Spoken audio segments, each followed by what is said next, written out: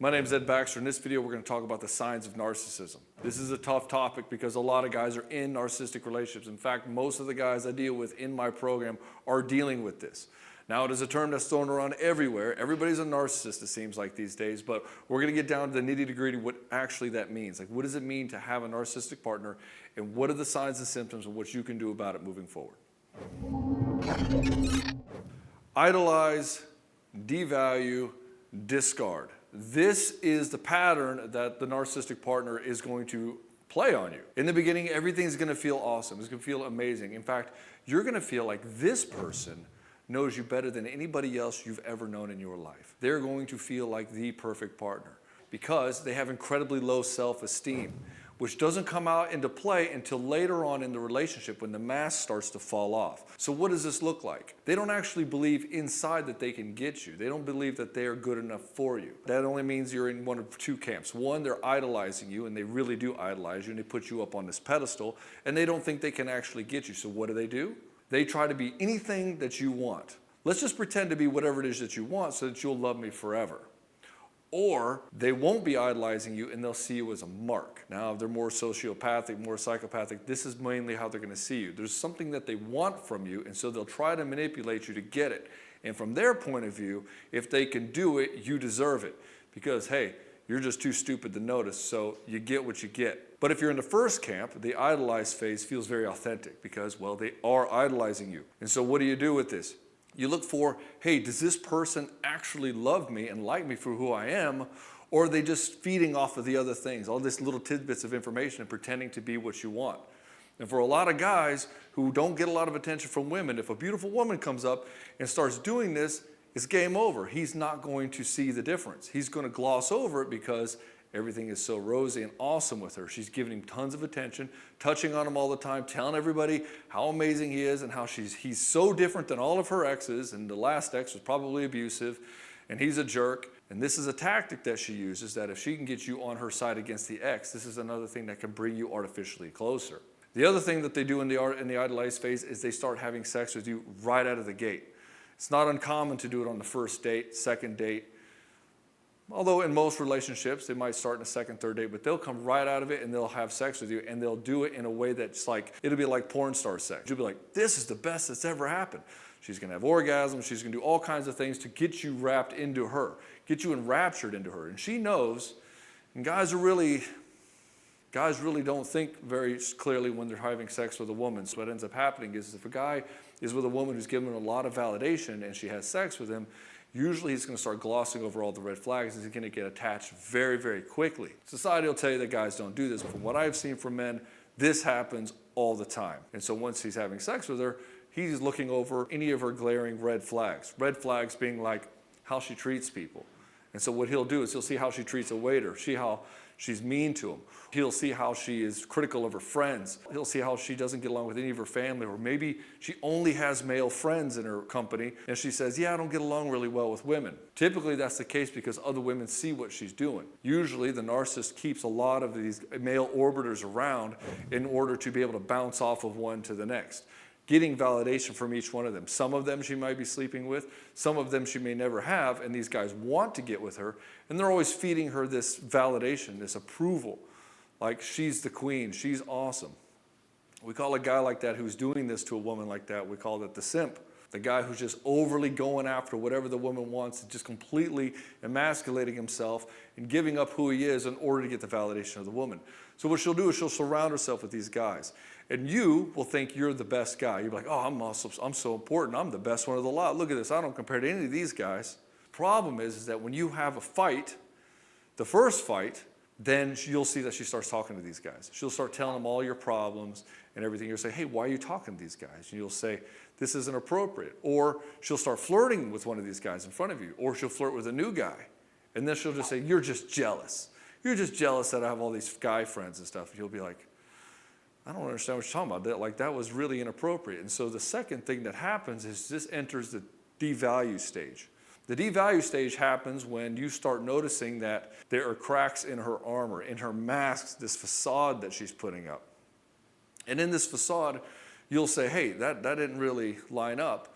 Nobody wants to hold a mask for very long. And so what ends up happening is eventually the mask will drop. especially when she starts to feel safe with you. In other words, once she feels she's got 100% buy-in on you, now she starts to feel power over you. And ironically, this power that she feels over you is also going to kill her attraction for you. Part of what makes it seductive for her is the fact that you are powerful and she's chasing after you to get you. So a lot of her attraction is going to be driven by these ego tweaks, things that leverage insecurity in order to make you like somebody, right? Like playing hard to get, or if rejection breeds obsession, right? If your girlfriend says she doesn't want to be with you anymore, then you're going to want to chase after her, right? You're getting ego tweaked into coming after this validation trap. And so this validation trap is working for her, but once she feels she's got the upper hand with you and she knows she's got you on 100% lockdown, then this is when her armor will start to break. You'll start to see the chinks in the armor. And the first thing usually will be some sort of jealousy. She'll be jealous of one of your friends and then you'll give up autonomy. You'll stop hanging out with those friends, or she'll start talking to another guy and manufacture jealousy. It's manufactured, right? She created a situation where a normal person would be jealous, and then you call it out, and then she gaslights you and says, don't believe what you're seeing, don't believe your own eyes, believe what I say. You're just jealous, and nothing's going on between me and that guy, even though you saw that she's trying to flirt with him, she's trying to get that validation, she's trying to get that guy hooked into her so that she can feed off of his validation as well. During this phase of the devaluation, you keep wondering, why can't we get back to that place we were before when we were in the idolize phase? Why can't we get back there? And so you keep thinking that you have this vision. This is where the narcissist hooks the guy for years, decades. He gets caught with this carrot and stick mentality.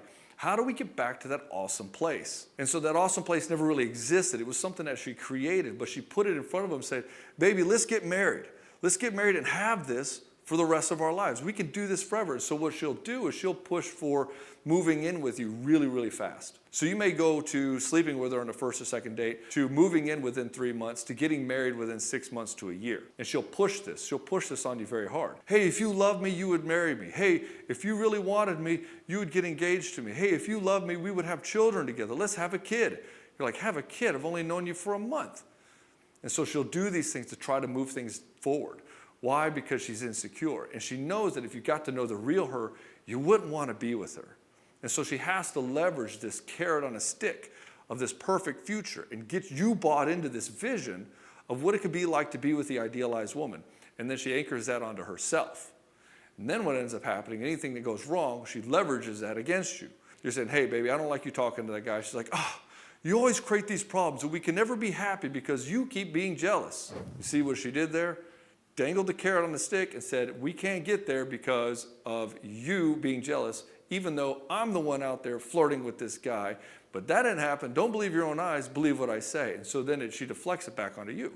She does something wrong and it becomes your fault. It's your problem. And so a big hallmark of dealing with a narcissist is they just do whatever they want and they don't worry about how it affects other people. But they know that you don't like it, so they have to lie about it. And they don't have any intention of changing. And so you'll find that all of your interactions and everything that happens in your life starts to revolve around her. And in the beginning, you're so enamored by this honeymoon phase, of this idolizing phase, that you're fine with it. You're like, man, she's so awesome. She's my center of my world. She's the center of my world. And then when she goes into this other thing where she's like, yeah, I am the center of your world and all of my problems are now your problems. Maybe she has a mental breakdown. Maybe she's insecure and you go in there and you try to save her. You try to help her emotionally get through things. So you end up subscribing to this whole notion of happy wife, happy life. It's not uncommon for this girl that is just a girlfriend at this time to you start treating her like your wife. You start telling her, hey, I'm completely committed to you. We're going to get married. We're going to have all these things happening. And then what ends up happening is the safer she feels, the worse she starts to act out. And when you try to say something, you try to tell her, hey, this isn't cool, I don't like this. She'll twist it around and deflect it and it becomes your fault. She's never going to be wrong. In fact, all the problems are your fault. Why? Because you subscribe to the notion of happy wife, happy life. Your happiness is my responsibility. And so you look at her that way and she's like, hey, if I'm not attracted to you, it must be something you're doing. Why don't you go to the gym? Why don't you go make more money? Why don't you go do whatever external thing? And we know that that isn't what creates the attraction. What creates the attraction is connection. Attraction and connection, they amplify each other, but you're not going to get connection with her. So you can't get that amplification. So what ends up happening is more and more problems happen, and you keep jumping through more of her hoops to try to make things better, try to get back to that idealized phase. This is the devaluation phase. So over time, things will keep getting worse and worse and worse slowly. More of your life's going to get wrapped up around her, her bills, her kids, the fact that she can't hold a job because she can't get along with her coworkers, and dealing with the jealousy of other guys being around all the time, yet you can't have female friends either. So there's a huge double standard in the way that things are going.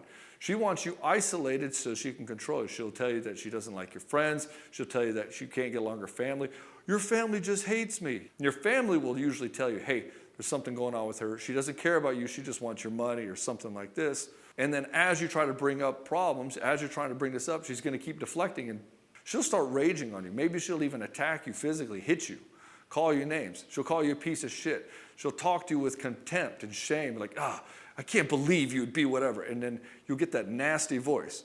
So if you were watching this and you got a nasty girlfriend voice that you're talking about, just know that that's the place it's coming from a lot of the time. An empathetic person who cares about you isn't going to talk to you in a nasty voice that shames you and guilts you and tells you that you're wrong, you can't do anything right, and that you're a piece of shit. That's not somebody who cares about you. As long as this devaluation phase goes on, it's just going to get worse and worse. You'll become emasculated over time.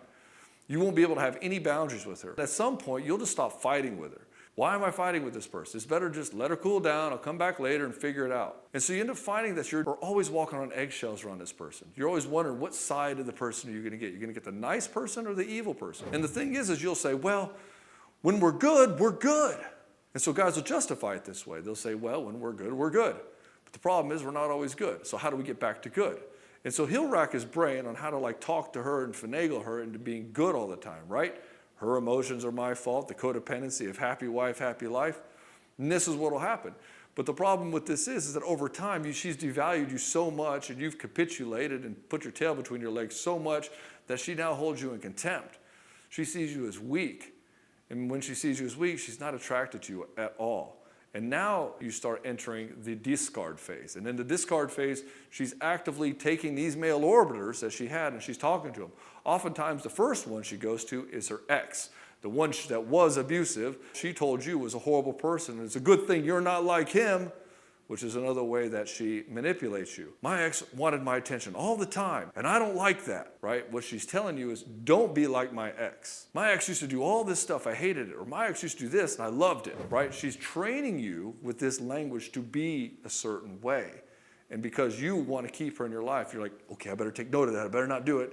But it's a manipulation. She's doing this on purpose. It's not a side comment. She knows exactly what she's doing.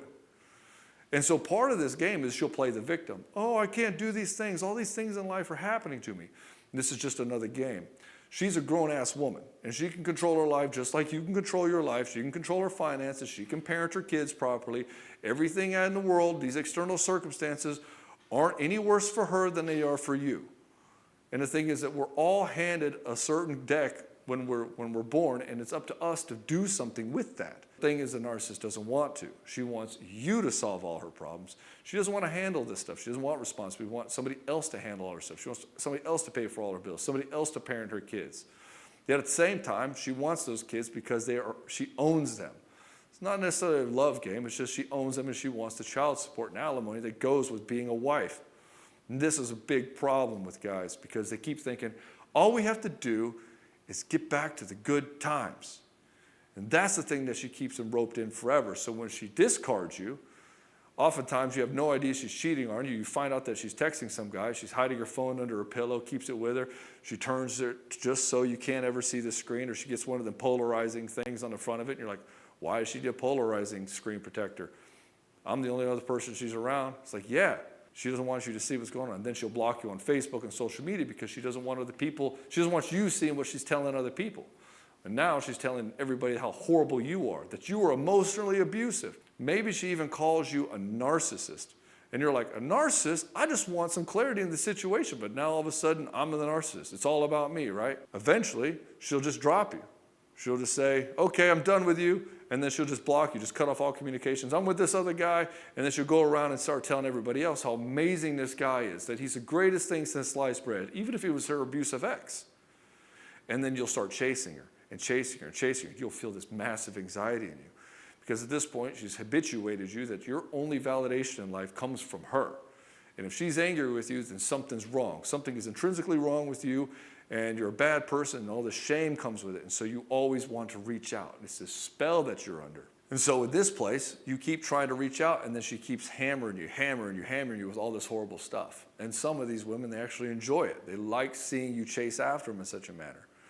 But what ends up happening is you start to move on. You finally start moving on. You start feeling better about yourself. Maybe you get a new girlfriend. The first thing she does, she comes back, and she plays what we call the rope-a-dope game. And she ropes you back in, just so that you'll break up with that woman, and then she'll leave you and go right back to that other guy. She just came back to make sure that she tied you back up and locked you back into her control network. And then she bails again. And maybe 10 years later, 12 years later, you've gone and you've lived your life, you're doing something else, she hits you up again. Hey, just seeing what happened. And if you don't know this pattern, you're like, oh, it was the one that got away. Maybe I could have her again. And all she's doing is you're the ex, and she's trying to discard the guy that she's with. And these women do this over and over and over. She's never, ever committed to one guy. Even when she says she is, she's always got her eye on the next person she's going to go to. Why? Because she wants a harem of guys to provide her supplies, provide her validation, provide her sex when she wants it, and anything else she wants. Everything's all about the external, material possessions, favors, validation. And so when you're caught in a situation like this, it can be very hard to get out of. And if you don't understand the pattern, you'll be stuck in it for the rest of your life. How do I know? Because most of the guys I'm working with deal with this every day. Narcissism is the main thing that I'm working with in my program. Broken to badass. That's why it's called broken to badass, because once you're badass, you can deal with this shit. You can deal with your emotions. You're not ever having to worry about this again. In fact, we break that spell in just a couple of weeks. A couple of weeks, you'll be right as rain. A couple of months, you'll be firing on all cylinders. But if you're going through this situation where you've been idolized, devalued, and then discarded, well, just know that it's not you. Well, it is you, because you've allowed this to happen in your life, and you've betrayed yourself by allowing this person to come in and actually treat you this way. And you gave up your boundaries, you gave up your self-respect, you gave up your self-esteem for this promise of love and a better future. That's been the problem. You caught up with this dangled carrot on a stick. She's able to leverage that, manipulate you, and you don't have any boundaries. You just give it all up because you want that promise so bad. And that's what she uses to manipulate you. Brother, if this video has been helpful for you, subscribe. I got a lot more coming up later on.